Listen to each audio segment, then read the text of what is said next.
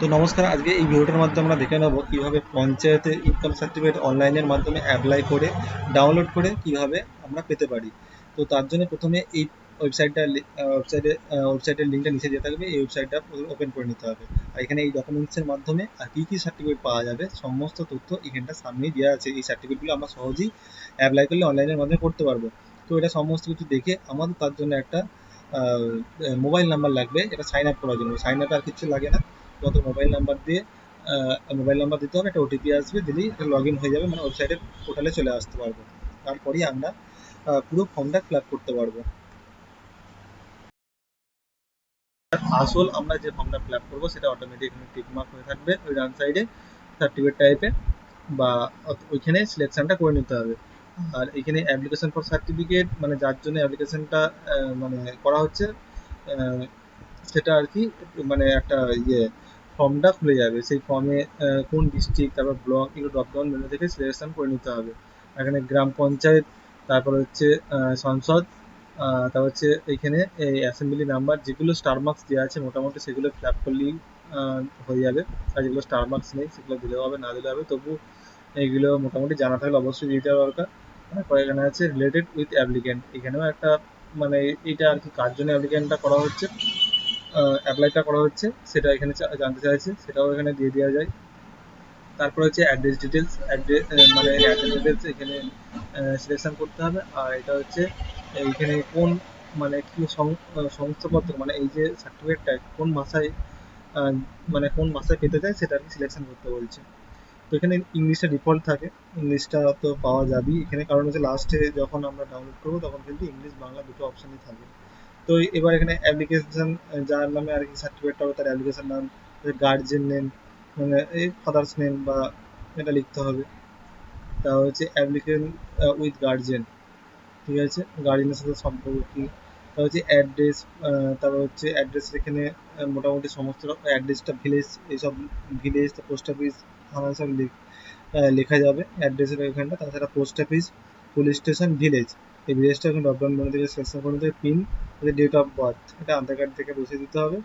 আর আর এগুলো এগুলো বসানোর পর এগিয়ে যেতে হবে। আর ডাউন সাইডে যেটা আছে সেটা মোটামুটি ফাঁকা থাকলেও কোনো অসুবিধা নেই, এরকম জানি না কেন কি সমস্যা, এটা থেকে অটোমেটিক চলে আসার কথা হয়তো ছিল, তো আসছে না, তো ওখানে কোনো ব্যাপার নেই। তারপর এই সাইডে এই সার্টিফিকেট অ্যাপ্লাই করার আগেই বললাম ওখানে সিলেকশন করে নিতে হবে তার সার্টিফিকেট, আর কোন সার্টিফিকেটের জন্য আবেদন হচ্ছে এই ডান সাইডে ওটা সিলেকশন করতে হবে। তো এখানে অটোমেটিক এই রেসিডেন্সিয়াল সার্টিফিকেটের টিক মার্ক ছিল, তো বাদ বাকি এখানে ইনকাম সার্টিফিকেট এখানে ক্লিক করে দিতে হবে। আর অ্যানুয়াল ইনকাম, এটা মিনিমাম একটা ডেট অনুযায়ী মিনিমাম 90,000, এখন 96,000 চলছে এখন। 96,000-এর নিচে হয়তো আমাদের পঞ্চায়েতে দিচ্ছে না, তো 96,000 এটা লিখতে হচ্ছে। এবার ইনকাম সোর্স, মানে কী কাজের সাথে যুক্ত আছে সেটা এখানে মোটামুটি দিয়ে দিতে হবে, স্টার মার্ক দিতে হচ্ছে, অবশ্যই দিতে হবে। ফোন নাম্বার তো অটোমেটিক এখানে আছে, ইমেল, ইমেল দিলেও হবে, না দিলেও হবে, স্টার মার্কস নেই। এবার হচ্ছে সিলেক্ট ডকুমেন্টস, আমরা কী কী প্রুফ দিয়ে এইটা অ্যাপ্লাই করতে পারবো। একটা অ্যাড্রেস প্রুফ হিসাবে দেওয়া যায়, আর একটা হচ্ছে ফটো আইডি প্রুফ, এরকম দিয়ে দিতে হবে। তো এই সিলেক্ট ডকুমেন্টস ওয়ান যেখানটায় আছে,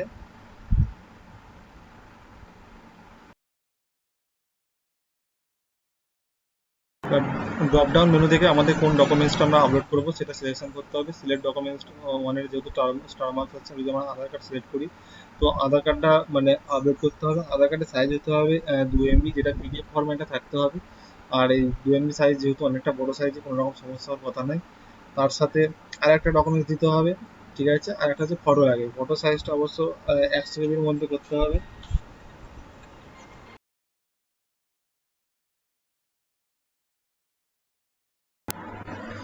সিলেক্ট যে ডকুমেন্টস টু আছে সেখানে ভোটার আইডি, ওটা যেহেতু আধার কার্ড দিয়েছি, তাছাড়া আমরা অনেক অনেক রকম ডকুমেন্টস এখানে আপলোড করা যাবে, তো এখানে ভোটার কার্ডটা দিয়ে দিতে হবে।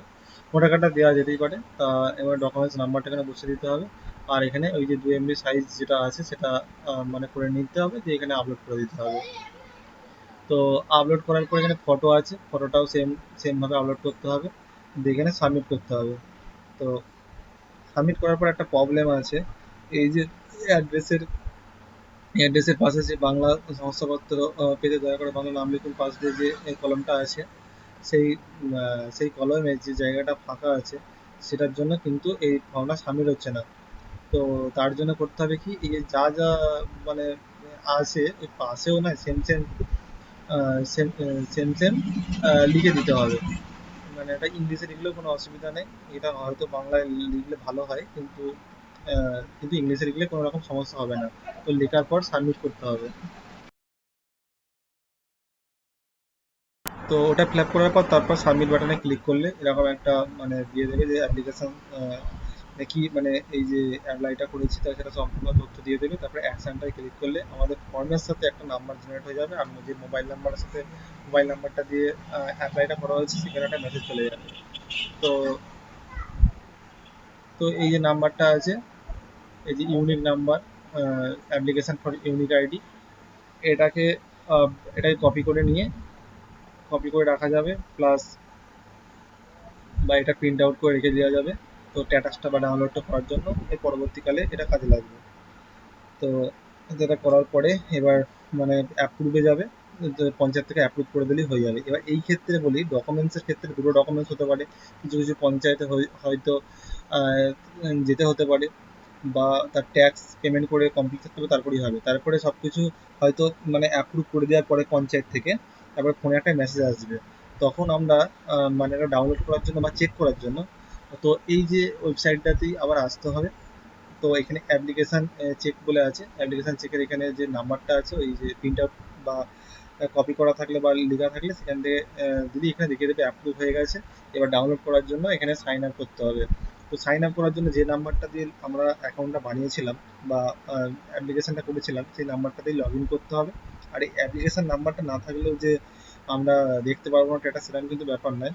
তো ওটা মানে সাইন আপটা করে নেওয়ার পরে ওখানে একটা সেকশন আছে, তো সেটা দেখাচ্ছি।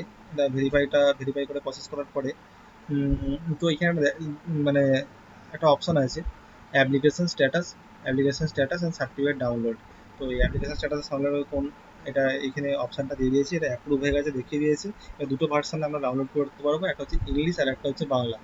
তো এটা এটা এইভাবেই আমরা ডাউনলোড করে প্রিন্ট করে আমরা ব্যবহার করতে পারবো। আহ, এই পর্যন্ত ছিল ভিডিওটা।